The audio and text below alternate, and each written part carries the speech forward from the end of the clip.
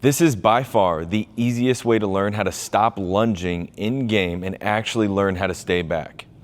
So first things first, if I'm always going too far forward and yet I'm trying to always stay back and fix my load, it may not be your load that's messed up. It may be the step before it, okay? So there's some context to this so that way everybody can understand it. In my mind, there's 3 phases to the swing. The first phase is the readiness phase. So that's basically your setup. It's how you get prepared to then load. The second phase is the loading phase, and the third phase is the launch phase. It's the actual time that you swing and get the barrel on plane. What most hitters do is when they see something broken down in one of those phases, and usually they're only looking at the load and the launch, then they just assume that it's everything inside that phase that is the problem. They'll say, well, my launch is like really messed up. Like I'm not getting the barrel on plane, I'm pushing. Meanwhile, their load is terrible and they're bleeding their rear leg and they don't really have an opportunity to launch the barrel forward anyways because they're gonna have to push because they're flying forward.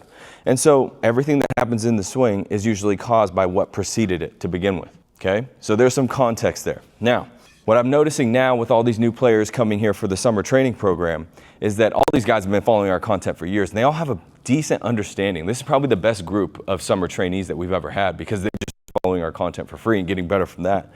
But a lot of them, their setup is the thing that's actually causing them to crash forward still and not be able to control their rear leg. And they've been struggling with it for months before they got here, right? So what we're doing with a lot of them right now is we're simply just saying, hey, instead of starting 50-50, or some of them are even starting like on their front, like they're picking their weight up and going like this, right, for their rhythm, and all their weight's forward and their head's kind of in the middle. Instead, what we just say is make sure that front foot's weightless when you start, okay?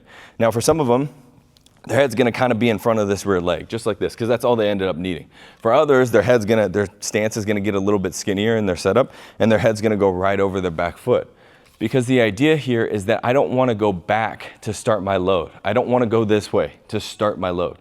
Okay? Ideally, I only want to go this way, but under control. I only want to go forward a little bit under control. Okay? So what we like to say is I'm only going to go back as I go forward. That's where the stretch happens down the back. Meaning, imagine if I start like this and I'm like 50-50, okay? I'm just standard, like right in here, 50-50. When I start my load, I have to then rock back, and then that makes me rock forward. So now I have to counteract all this momentum I just created back there. It's really hard to control. It's hard to create a corner. It's hard to control that and actually coil and feel the loading phase in my swing. I kind of just end up blending them all together and then getting thrown off by that, which is what most of the hitters were doing when they started here the other day for our summer training program.